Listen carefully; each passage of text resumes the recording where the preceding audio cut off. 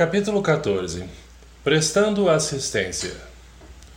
Meus companheiros de missão pareciam menos interessados em seguir o caso Dimas durante a noite, inclusive Jerônimo, reservando-se para a continuidade do esforço no dia imediato, quando nos caberia transportá-lo até o abençoado abrigo de Fabiano. Não se verificava o mesmo quanto a mim. Desembaraçando-me dos laços físicos noutro tempo, não conseguira efetuar observações educativas para o meu acervo de conhecimentos. O choque sensorial no transe para minha personalidade ainda desatenta ante as questões do espírito eterno impedira-me a análise minuciosa do assunto. Agora, porém, a oportunidade poderia fazer mais luz em minha alma quanto à posição dos recém-desencarnados, antes da inumação do envoltório grosseiro. Expondo ao assistente o meu propósito de aprender, recebi dele a mais ampla permissão. Poderia visitar a residência de Dimas à vontade, lá permanecendo durante as horas que desejasse. A aquiescência de Jerônimo enchia-me de prazer, não só pela ocasião de enriquecer-me na esfera prática, mas também porque o fato em si era bastante expressivo. Pela primeira vez, um companheiro de trabalho com autoridade suficiente concordava com o meu desejo de humílimo operário. O consentimento, portanto, representava preciosa conquista. Constituía a liberdade instrutiva, com a responsabilidade de minha consciência e a confiança de meus superiores hierárquicos. Deixando a casa transitória, em plena noite, vi-me em breve no ambiente doméstico onde o amigo se desfizera dos elos da matéria mais espessa. Entrei. A casa enchia-se de amigos e simpatizantes, encarnados e desencarnados. Não se articulavam quaisquer serviços de defesa. Notei que havia trânsito livre pelos grupos de variadas procedências. Em recuado recanto, ainda ligado às vísceras inertes pelo cordão fluídico prateado, permanecia Dimas no regaço da genitora, ao pé de dois amigos que, cuidadosos, o assistiam. A nobre matrona reconheceu-me comovida, apresentando-me aos companheiros presentes. Um deles, Fabriciano, acolheu-me prestativo, interessando-se pelos informes atinentes ao desenlace. Relatei-lhe os trabalhos pormenorizadamente. Em seguida, o interlocutor passou a explicar-se. Sempre tive por Dimas sincera admiração pelo proveitoso concurso que soube oferecer-nos. Integro a comissão espiritual de serviço que vem atendendo aos necessitados, por intermédio dele, nos últimos 6 anos. Foi sempre assíduo nas obrigações, bom companheiro, leal irmão. Surpreso com as referências, indaguei. Há desse modo comissões de colaboração permanente para os médiuns em geral? Não me reporto à generalidade, redarguiu o interlocutor, porque a mediunidade é título de serviço como qualquer outro. E há pessoas que pugnam pela obtenção dos títulos, mas desestimam as obrigações que lhes correspondem. Gostariam, por certo, do intercâmbio com o nosso plano, mas não cogitam de finalidades e responsabilidades. Em vista disso, não se estabelecem conjuntos de cooperação para os médiuns em geral, mas apenas para aqueles que estejam dispostos ao trabalho ativo. Há muitos aprendizes que não ultrapassam a fronteira da tentativa, da observação. Desejariam o caminho bem aplainado, exigindo a convivência exclusiva dos espíritos genuinamente bondosos. Experimentam a luta construtiva por meio de sondagens superficiais e, à primeira dificuldade, abandonam compromissos assumidos. A aquisição da fortaleza moral não prescinde das provas arriscadas e angustiosas. Entretanto, em face das exigências naturais do aprendizado, dizem-se feridos na dignidade pessoal. Não suportam a aproximação de infelizes encarnados ou desencarnados, estacionando a menor picada de dor. Para semelhantes experimentadores, seria extremamente difícil a formação de equipes eficientes, representativas de nosso plano. Não se sabe quando estão dispostos a servir. Se recebem faculdades intuitivas, pedem incorporação. Se contam com a vidência, querem a possibilidade de exteriorizar fluidos vitais para os fenômenos de materialização. Escutei as observações sensatas do novo amigo e, registrando-lhe a nobreza da alma, passei a considerações íntimas acerca da tarefa que nos levara até ali. Por que se formar expedição destinada a socorro de servidor que dispunha de amigos de tamanha competência moral? Fabriciano demonstrava conhecimentos elevados e condição superior. O obsequioso amigo, porém, evidenciando extrema aguidade perceptiva, antes que eu fizesse qualquer pergunta inoportuna, acrescentou: não obstante nossa amizade ao médium, não nos foi possível acompanhar-lhe o transe. Temos delegação de trabalho, mas no assunto entrou em jogo a autoridade de superiores nossos, que resolveram proporcionar-lhe repouso, o que não nos seria possível prodigalizar-lhe, caso viesse diretamente para a nossa companhia. A palestra conduzia-se a interessantes ângulos do problema da morte. Seduzido pelas considerações, interroguei sobre o que já sabia, mais ou menos, a fim de poder penetrar particularidades mais significantes. Nem todas as desencarnações de pessoas dignas contam com o amparo de grupos socorristas. Nem todas, confirmou o interlocutor. Todos os fenômenos do decesso contam com o amparo da caridade afeta as organizações de assistência indiscriminada. No entanto, a missão especialista não pode ser concedida a quem não se distinguiu no esforço perseverante do bem.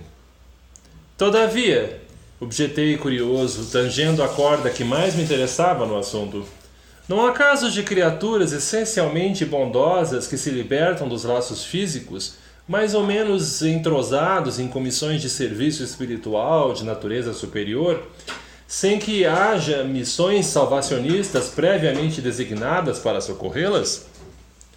Após breve pausa, acrescentei para fazer-me mais claro: vamos que Dimas estivesse em ligação recente com a sua comissão de trabalho e desencarnasse sem o cuidado de um grupo socorrista. Seria deixado à mercê das circunstâncias? Riu-se Fabriciano com franqueza e retrucou: isso poderia acontecer. Temos precedentes. De maneira geral, ocorrem semelhantes casos com os trabalhadores aflitos por conseguir, de qualquer modo, a desencarnação, alegando necessidade de repouso. Muitas vezes, no fundo, são criaturas bondosas, mas menos lógicas e pouco inteligentes. Na semana finda, por exemplo, observamos um caso dessa natureza. Respeitável senhora, jovem ainda, pelas disposições sadias que demonstrou no campo da benemerência social, foi ligada à dedicada corrente de serviço, organizada por amigos nossos.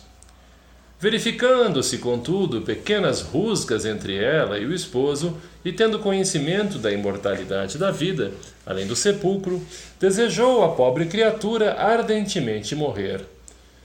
Tolas leviandades do marido bastaram para que maldissesse o mundo e a humanidade. Não soube quebrar a concha do personalismo inferior e colocar-se a caminho da vida maior.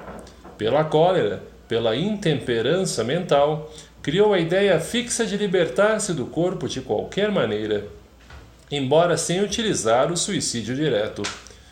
Conhecia os amigos espirituais a que se havia unido, mas, longe de assimilar-lhes ajuizadamente os conselhos, repelia-lhes as advertências fraternas para aceitar tão somente as palavras de consolação que lhe eram agradáveis, dentre as admoestações salutares que lhe endereçavam. E tanto pediu a morte, insistindo por ela, entre a mágoa e a irritação persistentes, que veio a desencarnar em manifestação de icterícia complicada com simples surto gripal. Tratava-se de verdadeiro suicídio inconsciente, mas a senhora, no fundo, era extraordinariamente caridosa e ingênua. Não se recebeu qualquer autorização para conceder-lhe descanso e muito menos auxílio especial. Os benfeitores de nossa esfera, apesar de eficiente intercessão em benefício da infeliz, somente puderam afastá-la das vísceras cadavéricas há 2 dias, em condições impressionantes e tristes.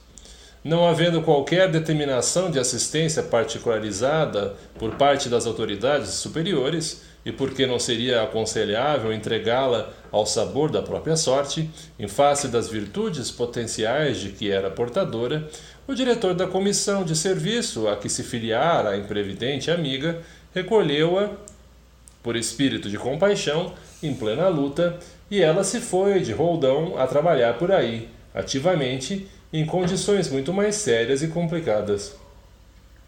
A elucidação atingira-me fundo. Informara-me sobre o que desejava. A lei divina, de fato, perfeita em seus fundamentos, é igualmente harmoniosa em suas aplicações.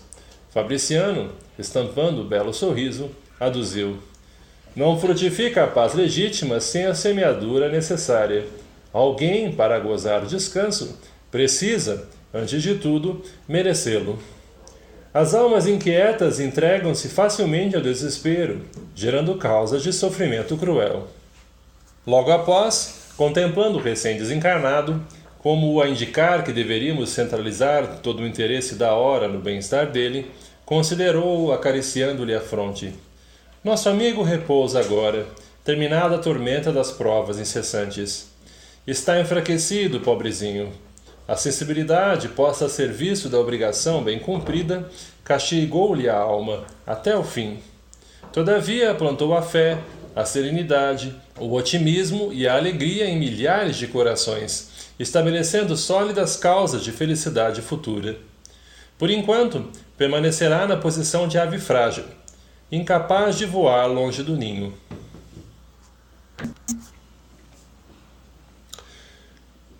Felizmente, aventou a genitora, satisfeita, vem melhorando de modo visível.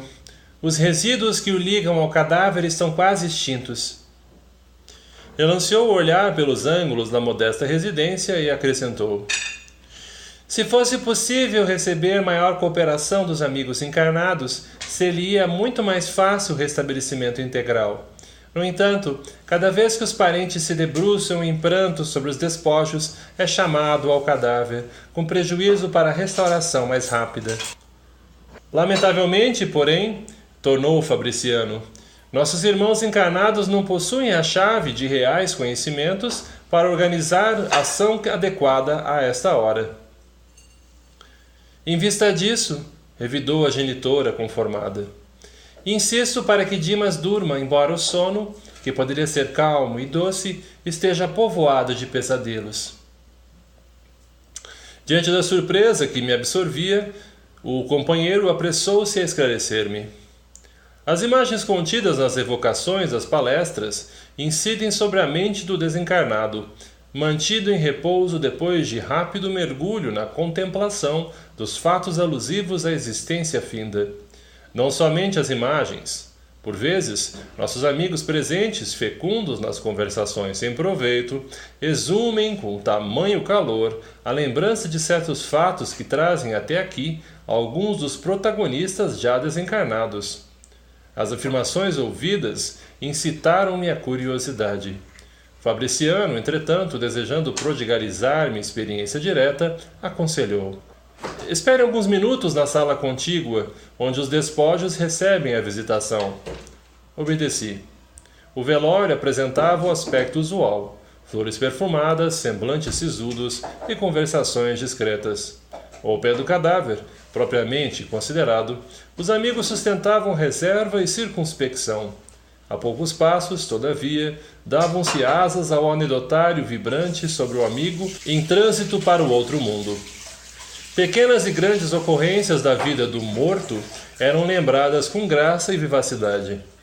Acerquei-me de roda compacta em que se falava a respeito dele. Certo rapaz dirigiu-se a cavalheiro muito idoso, perguntando: Coronel, recebeu a conta? Por enquanto não, respondeu o velhote interpelado, preparando o fumo de rolo para cigarro à moda antiga. Mas não me preocupo pela demora.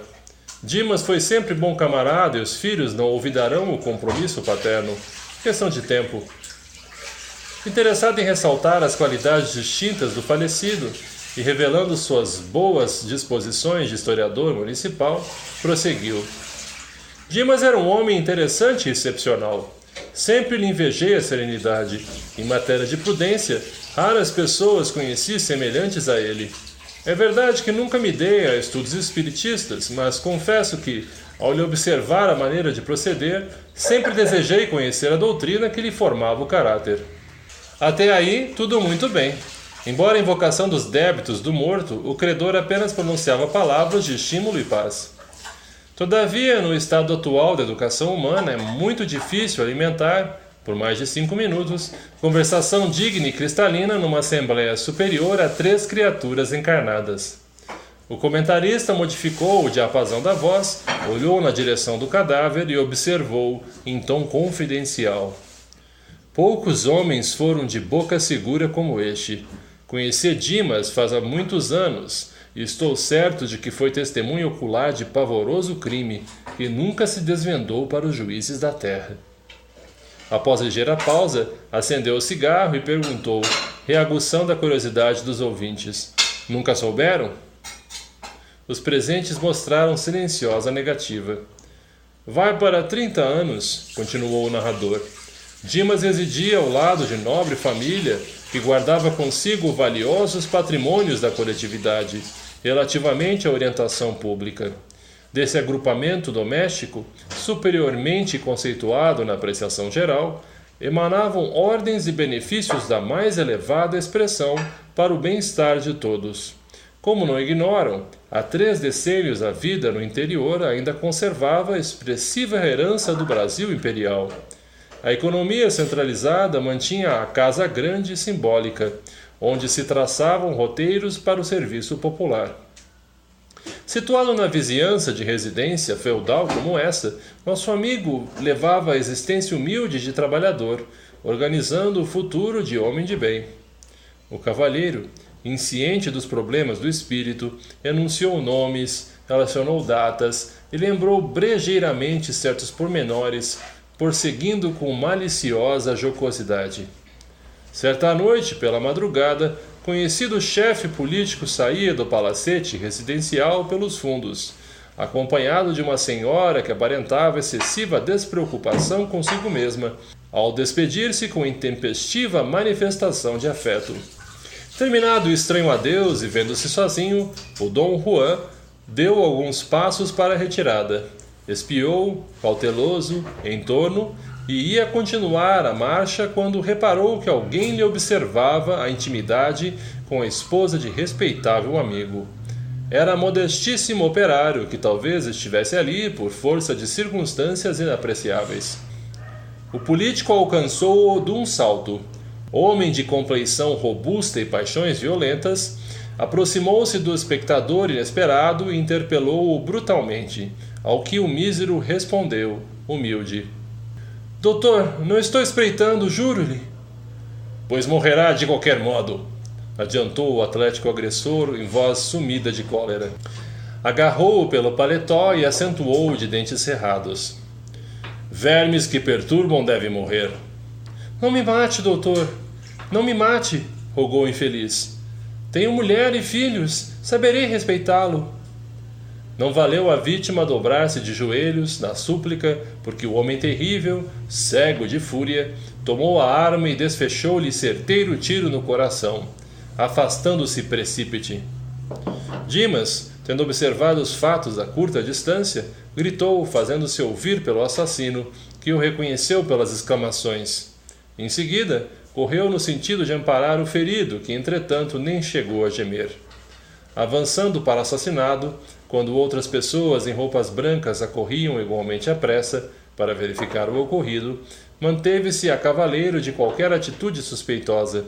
No entanto, chamado a esclarecimento pelas autoridades, ele, que tudo sabia, nada revelou.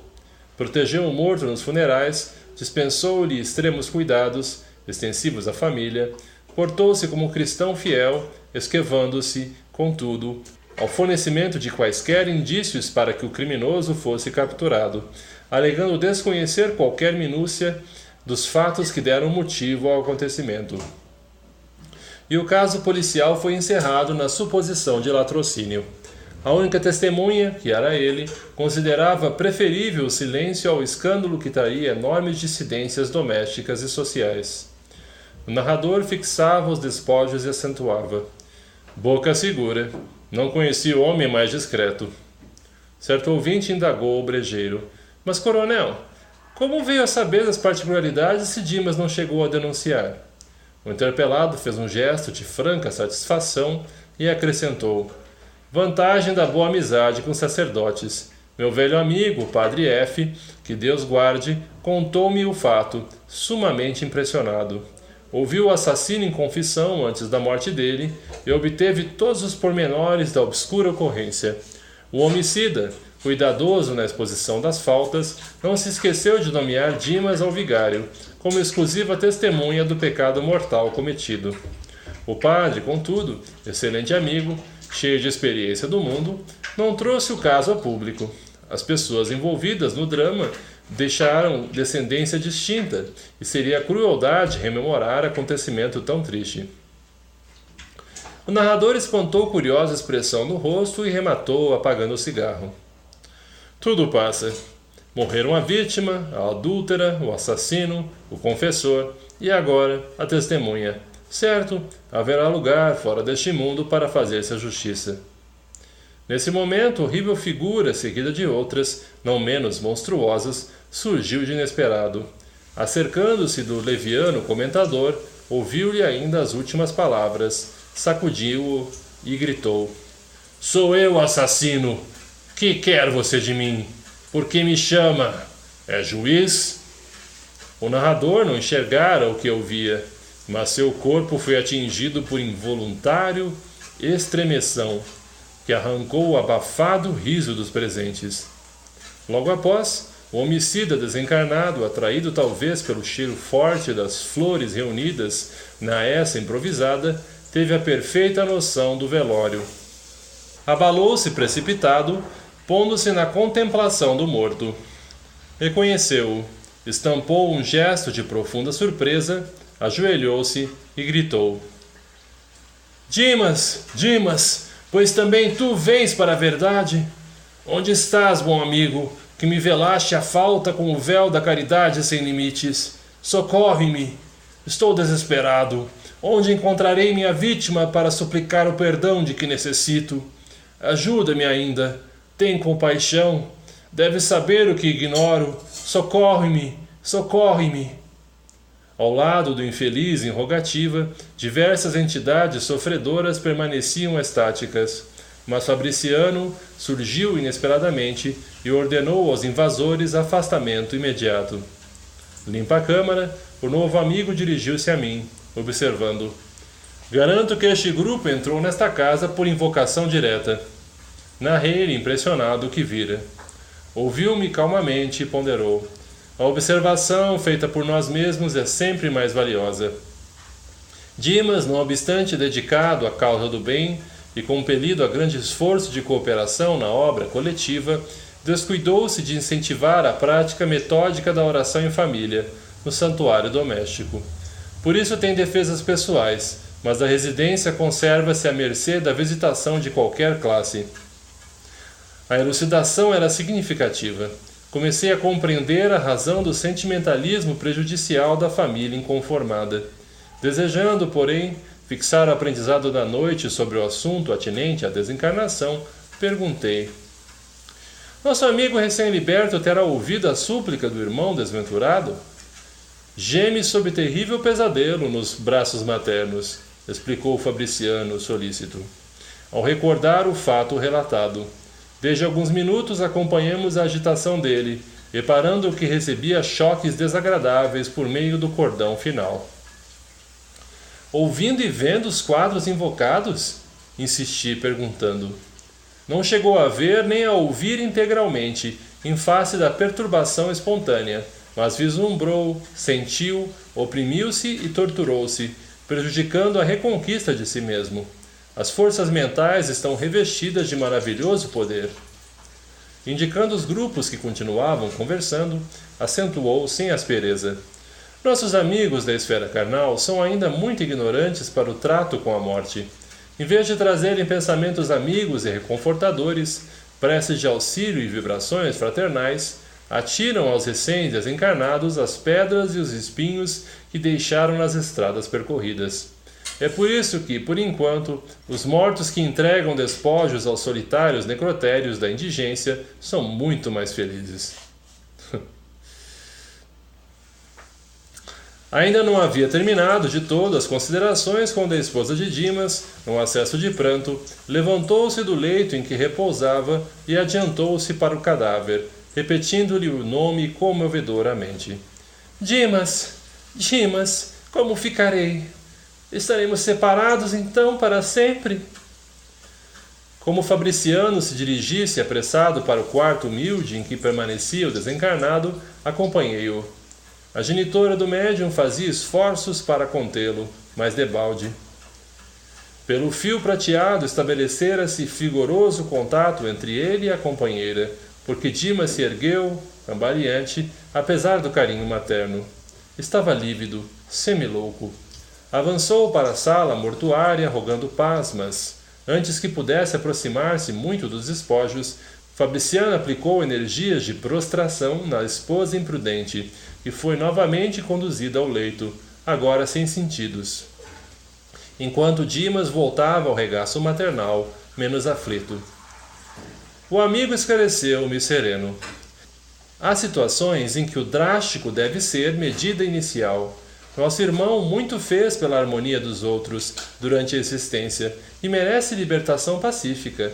Sinto-me, pois, no dever de garanti-lo para que se desembarace dos últimos resíduos que ainda o inclinam à matéria densa. Outros amigos e afeiçoados do médium chegaram ao ambiente doméstico, interessados em ajudá-lo, e como a noite ia muito alta, despedi-me dos companheiros, pondo-me de regresso ao acolhedor asilo de Fabiano.